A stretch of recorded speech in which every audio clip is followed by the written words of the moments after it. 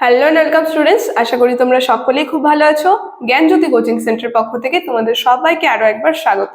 তো আমি মীরা ম্যাম, আমি আজকে তোমাদের 6th semester DSC Bengali programme কোর্সের যে সিলেবাস রয়েছে সেটা নিয়ে কিন্তু বিস্তারিতভাবে আলোচনা করব। ঠিক আছে, আলোচনাটি শুরু করার পূর্বে তোমাদের ছোট্ট করে একটা ইনফরমেশন দিয়ে দিই। দেখো বোর্ডের কর্নারে তোমরা দুটো নাম্বার দেখতে পাচ্ছ, এটা হচ্ছে আমাদের জ্ঞানজ্যোতি কোচিং সেন্টারের অফিসিয়াল হেল্পলাইন নাম্বার। এখানে তোমাদের অনলাইনে ক্লাস করানো হয়, তার সঙ্গে তোমাদের প্রত্যেকটা সাবজেক্টের নোটসও দেওয়া হয়। ঠিক আছে, তো তোমরা যারা আমাদের সঙ্গে অনলাইন ক্লাসে যুক্ত হতে যাচ্ছ কিংবা আমাদের থেকে নোটস পেতে যাচ্ছ, তারা উপরে দেওয়া নাম্বার দুটির সঙ্গে যোগাযোগ করে কিন্তু আমাদের সঙ্গে যুক্ত হয়ে যেতে পারবে। ঠিক আছে, তাহলে আমি বলছি তোমাদের সিলেবাসের মধ্যে কি কি রয়েছে। আবার বলছি, 6th semester DSC Bengali programme কোর্সে যে সিলেবাসটা রয়েছে সেটা নিয়ে কিন্তু আমি আলোচনা করছি। তোমাদের টাইটেলের মধ্যে দুটো রয়েছে, তোমরা যে কোনো একটা নিতে পারো। ঠিক আছে, যে কোনো একটা চয়েস করে নিতে পারো।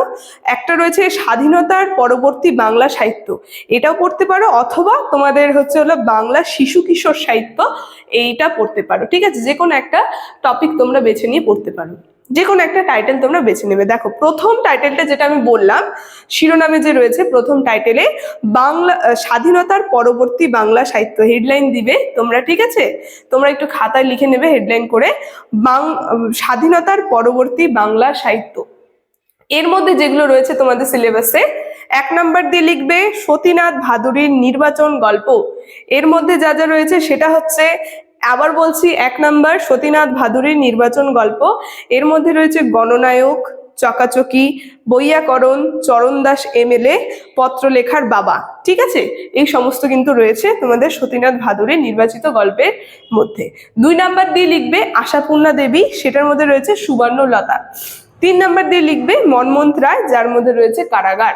আবার আমি বলছি, 1 নম্বরে সতীনাথ ভাদুড়ীর নির্বাচিত গল্প, গণনায়ক, চকাচকি, বৈয়াকরণ, চরণ দাস এমএলএ, পত্রলেখার বাবা। ঠিক আছে, 2 নম্বরে রয়েছে আশাপূর্ণা দেবী, সুবর্ণলতা, আর 3 নম্বরে রয়েছে মনমোহন রায়, কারাগার। ঠিক আছে, তো বেশিরভাগই তোমাদের কলেজের মধ্যে দেখা যাবে এই যে বাংলা স্বাধীনতার পর সাহিত্য, এই টপিকটাই বেছে নিয়ে পড়ায় কিন্তু, মানে এটাই আর কি তোমাদের আর কি কলেজে পড়ানো হয়। ঠিক আছে, তো তাছাড়া আরেকটা যে টাইটেল রয়েছে সেটা আমি বলে দিচ্ছি, তোমরা লিখে নাও, অথবা দিয়ে নিচে তোমরা লিখবে শিরোনাম বলতে টাইটেলের মধ্যে রয়েছে বাংলা শিশু কিশোর সাহিত্য।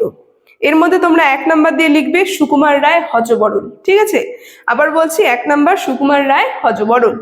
তারপরে বিভূতিভূষণ বন্দ্যোপাধ্যায় রয়েছে চাঁদের পাহাড়। ঠিক আছে, আবার 2 নাম্বার দিয়ে বলছি বিভূতিভূষণ বন্দ্যোপাধ্যায় চাঁদের পাহাড়।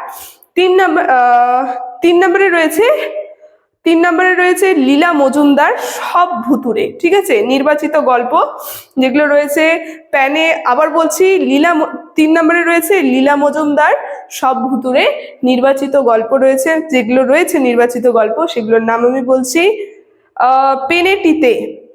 তারপরে রয়েছে আহি রিটোলার। ঠিক আছে, আহি রিটোলার বাড়ি। তারপরে রয়েছে ওহি দিদির বন্ধুরা। তারপরের আরেকটি গল্প রয়েছে ভুতুরে গল্প। তারপরে আরো রয়েছে খাগায় নমো।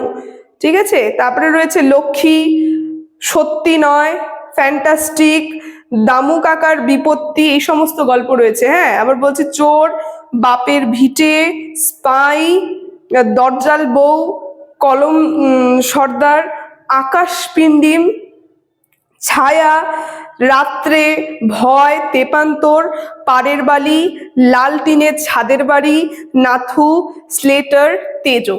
ঠিক আছে, এই আমি যেগুলো বললাম তোমরা একটু পজ করে করে শুনে নেবে। ঠিক আছে, যদি না লিখতে পারো পজ করে করে শুনে নেবে।